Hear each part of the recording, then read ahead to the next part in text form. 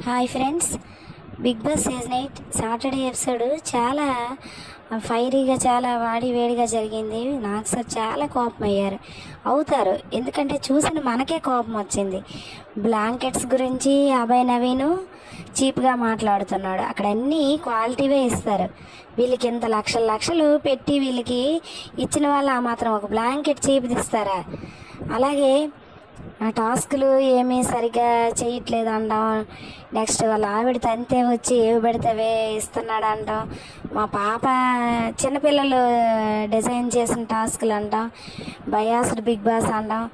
ఒకరి వాయిస్ ఒకరికి వేసి ఏవి పెడితే అవి చేస్తారన్నాం, క్రియేట్ చేస్తారన్నాం.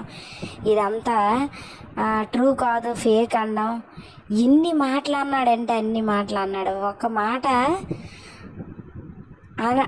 అంటుంటారు ప్రతి సీజన్లో ఎవరో ఒకరు ఒక్క మాట అన్నారేమో, కానీ ఎక్కువగా ఏంటి బిగ్ బాస్ ఇది బాగోలేదు అంటాం తప్ప ఇంత దీనిగా టార్గెట్ చేసి ఒక బిగ్ బాస్నే ఇష్టం వచ్చినట్టు మాట్లాడిన వాళ్ళనైతే ఇన్ని సీజన్లో నేనైతే చూడలేదు.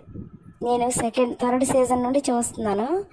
ఇన్ని సీజన్స్లో బిగ్ బాస్ని ఇన్ని తిట్టిన కంటెస్టెంట్ని అయితే చూడలేదు. దానికి ఇంకా ఈ రెచ్చగొట్టడం ఒకటి, ఈ లేడీస్, ఈ ప్రేరణ, నెక్స్ట్ యష్మి, తర్వాత జెంట్స్లో కూడా ఎవరు రెచ్చగొడుతున్నారు?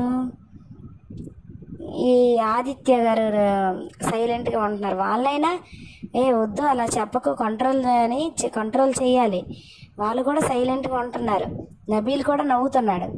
అందరూ నవ్వుకొని హేళనగా చేసి అంత ఇంట్రెస్ట్ లేనప్పుడు, అంత వాల్యూ లేనప్పుడు అక్కడికి ఎందుకు వెళ్ళాలి బిగ్ బాస్ హౌస్కి?